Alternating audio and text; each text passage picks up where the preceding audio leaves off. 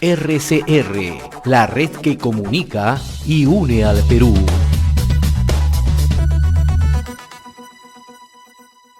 Vamos a tomar contacto a esta hora vía telefónica con el doctor Martín Belaúnde Moreira. Él es congresista de la República, es decano del Colegio de Abogados de Lima, y le agradecemos la amabilidad de compartir esta comunicación a través de RCR, Red de Comunicación Regional. Qué gusto saludarlo, doctor Martín Belaúnde. Tenga usted buenos días. Muy amable, mi querido José, de entrevistarme. Aquí me tiene a sus órdenes. Bien, durante el mensaje del 28 de julio, la presidenta de la República ha indicado que se va a presentar un proyecto de resolución legislativa que modifica el artículo 77 del reglamento del Congreso, ¿no? Además, la presidenta indica que con ese texto se pretende garantizar el estudio y dictamen en el trámite de las autógrafas de ley que sean observadas por el Poder Ejecutivo a fin de mejorar la calidad de la ley.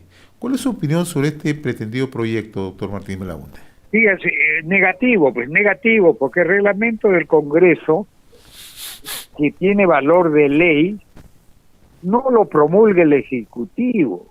El Congreso es un poder del Estado, es el poder legislativo.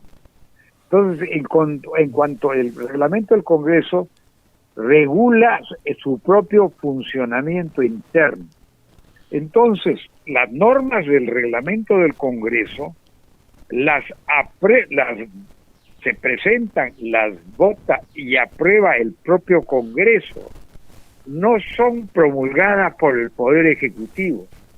Ahí la presidenta Dina Boluarte y el presidente del Consejo de Ministros, Alberto Tarola, están cayendo en una violación de la Constitución, están incidiendo en una violación de la Constitución.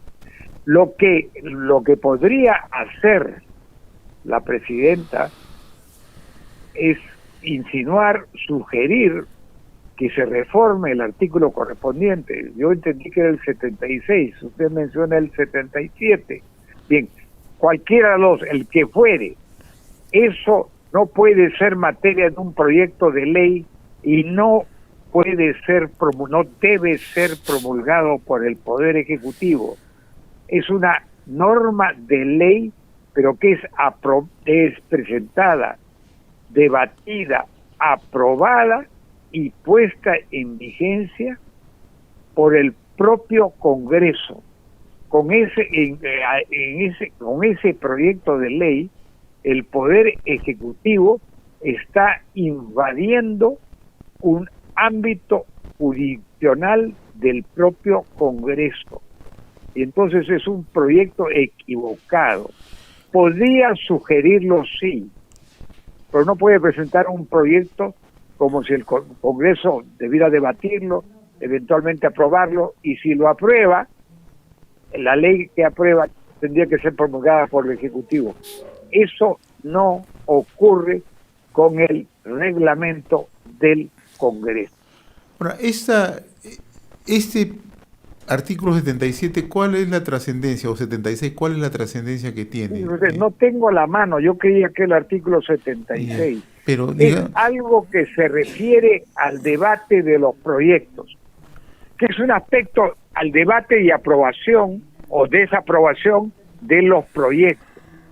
Es algo que corresponde, se refiere en realidad a determinados aspectos de cómo el Ejecutivo debe enviar los proyectos para que puedan ser debatidos y aprobados o desaprobados por el Congreso. Pero es una facultad exclusiva y excluyente del Congreso. Le reitero, el Poder Ejecutivo en su mensaje ha podido sugerir esa modificación, pero no presentar un proyecto de ley como si tuviera que ser promulgado por el Ejecutivo. Eso no funciona así, con arreglo a las facultades del Congreso. Ahí hay una invasión de facultades que yo lo considero, me parece a mí equivocada e invasiva. En ese sentido, creo que el Poder Ejecutivo se ha equivocado. Vayamos a otro tema, doctor Martín Belaúnde, ¿no? Ya mirando el mensaje en su conjunto y mirando ya un análisis más político, ¿no? ¿La presidenta sale fortalecida o sale debilitada luego de este mensaje a la nación? Fíjese usted, yo creo que se ha fortalecido por varias razones obvias. La así llamada tercera toma de Lima ha fracasado contundentemente en Lima y en todas las regiones, en todo el ámbito del territorio del Perú. Digamos, la autoridad del Poder Ejecutivo, la autoridad del Estado peruano se mantiene. Ha habido muchísimas críticas al mensaje de la presidenta. Yo no quiero llamarlo presidente. Hay emperador y emperatriz, rey, reina, presidente y presidenta. Ese es mi punto de vista. Bueno, yo le digo a usted, las críticas han sido más abundantes, más numerosas que las aprobaciones. Pero en un debate, en un mensaje a la nación, que por su propia naturaleza y mandato constitucional es largo, porque se tiene que hacer una narración detallada, se tiene que indicar detalladamente todo lo que se ha hecho en el año anterior y se tienen que presentar aquellas mejoras y reformas que el presidente de la República considere que sean necesarias, que el Congreso las vote y las ponga en vigencia. Es un mensaje necesariamente largo. Yo le escuché a un distinguido comentarista muy joven que el mensaje es un instrumento político. Lo es, pero en un sentido distinto, porque se tiene que cumplir el mandato constitucional de dar cuenta de todos los actos. Este ha sido más largo que los anteriores, puede ser, pero en un mensaje, a veces más que el contenido, lo que importa es el tono de voz, la expresión de la cara. Y la expresión facial y el tono de voz ha sido correcto. La ceremonia se ha realizado sin ningún escándalo, sin ninguna alteración en su orden. La señora llegó correctamente al Congreso. Si había una manifestación grande o pequeña en la avenida Bancay, es obvio que tenía que venir en automóvil. No iba a venir caminando para que sea atacada y para recibir cualquier tipo de proyectil de esa manifestación. Es obvio que tenía que ser así. Entonces yo digo, ¿quién ha salido ganando? Yo le digo a usted, mi querido José, ¿quién está en el poder? ¿Los revoltosos? Aquellas 13,000 personas que iban a venir de Puno. ¿Está en el poder el señor Vladimir Cerrón? El señor Vladimir Cerrón comparte el poder a través de su hermano Valdemar, que mediante esta curiosa alianza entre el fujimorismo y el cerronismo está presente en la ¿Curiosa del o Congreso. interesada alianza, doctor? Bueno, fíjese usted, todas las alianzas son interesadas, porque si no hay un interés en llevarlas adelante, simplemente no se hacen. Los pactos políticos corresponden a intereses políticos. Lo que pasa que en este pacto político hay algo que llama la atención. El fujimorismo, Fuerza Popular, es un partido de derecha o centro de derecha. Está aliando con el Perú Libre, con el cerronismo, que es un partido, yo llamaría, de extrema izquierda. Ahora, ¿cuál va a ser la relación hacia adelante entre el Ejecutivo y el Legislativo? ¿Cómo lo observa usted con la experiencia parlamentaria y también como jurista? Yo creo que va a ser una relación probablemente tensa y difícil, pero se van a entender. Te lo voy a decir por una razón política interesada, entre comillas, muy fácil de entender. Ni el legislativo ni el ejecutivo quieren que se acorte su mandato constitucional. Este Congreso tiene un mandato que vence el 26 de julio del año 2026.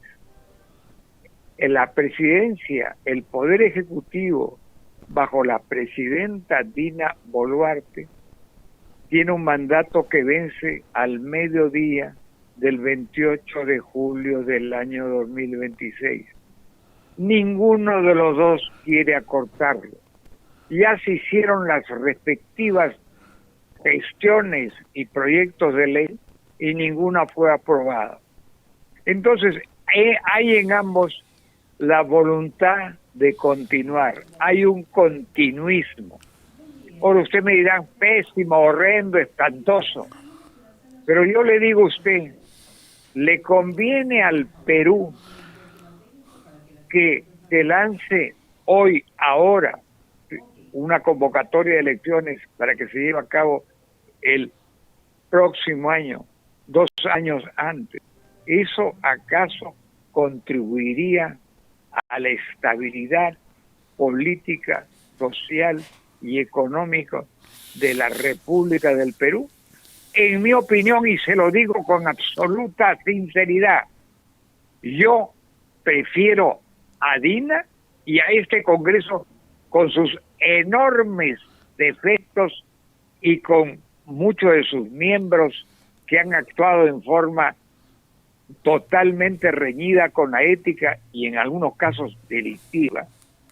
Prefiero a la señora Dina Boluarte y a este lamentable Congreso que a una situación de inestabilidad política, económica, que lo único que va a hacer es conspirar contra el crecimiento económico, contra el desarrollo, que es un concepto más amplio y complejo que el del crecimiento, en donde se tomen medidas, y ya han sido anunciadas algunas medidas, de estímulo del gobierno que puedan generar más consumo y que pueda generar más crecimiento del empleo. Eso es lo necesario. Si nosotros vemos qué cosa es necesaria, por ejemplo, en Cusco hay una crisis de agua por la falta de lluvias. Se tienen que tomar medidas, posiblemente algunas de ellas costosas, para limitar el consumo de agua. El lago Titicaca está en su nivel más bajo en muchos años.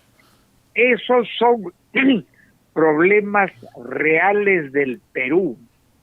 Son problemas físicos, son problemas geográficos, son problemas objetivos que van a afectar la vida diaria de la gente en cuanto a la distribución y consumo de agua potable y en cuanto a la generación de electricidad.